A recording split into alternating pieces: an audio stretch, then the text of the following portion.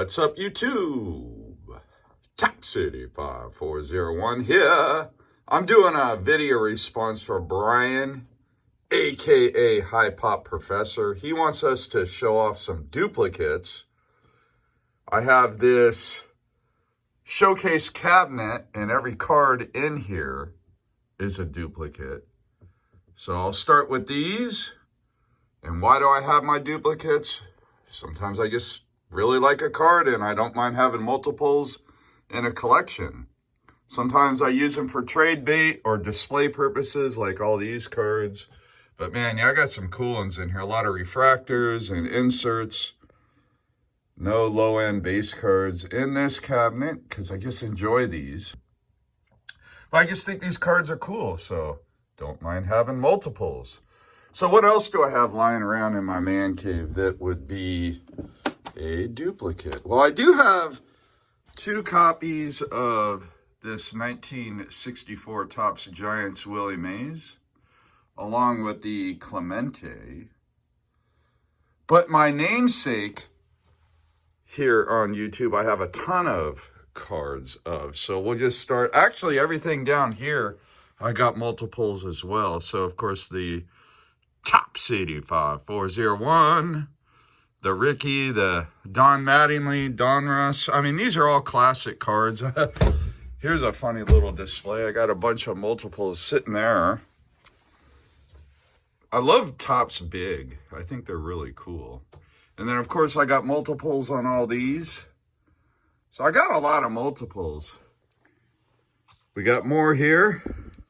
This one I actually had signed in person from McGwire at a signing maybe like a week before the pandemic started. So that would have been in 2020. So I've had that card for like 5 years. And then a bunch of childhood examples. Topps 85 401. Yeah. Anyways, there we go. More. Whenever I see one of these cards for like between $5 and $10, if it looks good, I'm going to buy it all day long. I remember when these things were selling for $250, right before grading became a thing in 98. The summer of 1998, the McGwire card went berserk. And at one point, an example that looks like this, or similar to this, would sell for $250. No questions asked. They didn't really have grading. Maybe grading was in its infancy, actually. It's not that grading wasn't around. It's just that people weren't worried about whether cards are graded or not. So I have several examples. I don't know how many I have. I have one in a set, too, which I don't have my set out. And then here are a few more, including this off-centered or miscut example. So I could almost make a rainbow if I include the miscut. Got a BGS 8. So I do have a few graded ones. None higher than 8. I don't really need, I don't collect graded cards. I have graded cards in my collection, but I don't necessarily seek out graded cards. They're hard to get in an 8 now if you send them in. So that's actually a decent grade for today's standards. So lots of McGwire 85 Topps. Guys, comment down below if you can. Okay, so there's one that I haven't shown because it's in my set. The rest I've shown. So tell me, how many do I have? And of course, in this binder, just to kind of clarify, if you're going to comment down below, the only one that's in this binder that's actually a 85 Topps number 401 is this one right here. And then, do I have my Tiffany in here? No, I didn't bring out my Tiffany. So, I do have a Tiffany, but it's not the same card. So, I'm not including it because it is a different card. So I'm not counting the Tiffany that I'm not showing or the one in my factory, or not factory set, my complete set. How many do I have? I'm just curious, actually. I've shown this hoard off before. The card number, I believe it's card number 420 from 89 Bowman, or is it, no, 220. All right, I knew 420 didn't sound right. Card number 220 '89 Bowman Ken Griffey Jr. Whenever I see these for a couple of bucks, I pick them up. I just love this card. When I was a kid, I remember I was at summer camp up in Garberville, California. And there was a random baseball card shop. Guys, Garberville is like a population of 1,000 people. Something like that. And there is a one block downtown where they have all their shops. And back in the late 80s, they actually had a card shop there, which you would never see now. I mean, that's when the hobby was like at its peak in the junk wax era. And I bought some '89 Bowman packs. We just happened to go downtown. I bought some '89 Bowman packs, and man, I wanted a Griffey so bad. I didn't pull one, but I wanted one. And ever since then, I've been obsessed with this card. I just love the '89 Bowman. If I could have 100 of these, I'd have 100.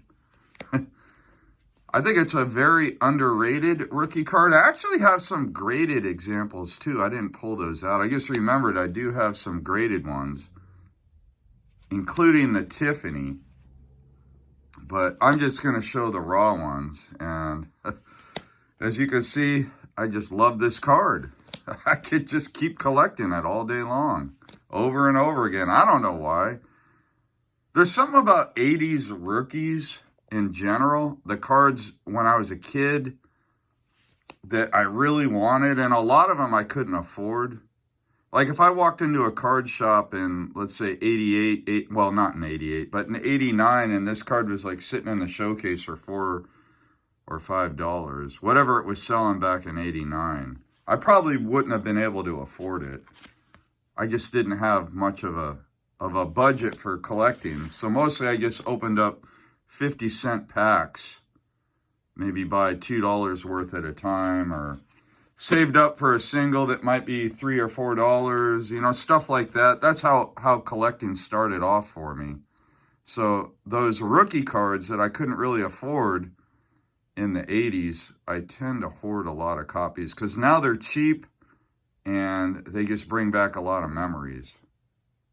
Of course, you got to have multiple copies of the Holy Grail of the junk wax era. So here I got, what, 1, 2, 3, 4, 5. Then I got the one in my cabinet right over here that I was showing. I got one in my set, and then I got one in a binder. So that's 5, 6. I guess I got 8 of these now. But man, when I was a kid, I actually had a couple of copies of this card when I was a kid.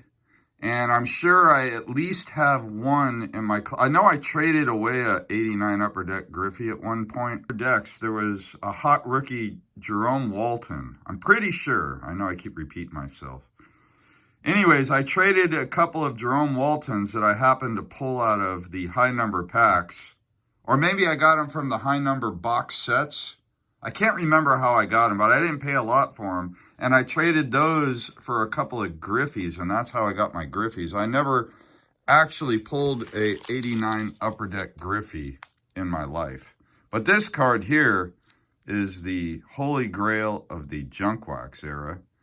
Got to have a few of these in the collection. And then, of course, you got to have a lot of Barry Bonds duplicate rookies. So I got a ton of everything. I mean, these 87 tops go forever.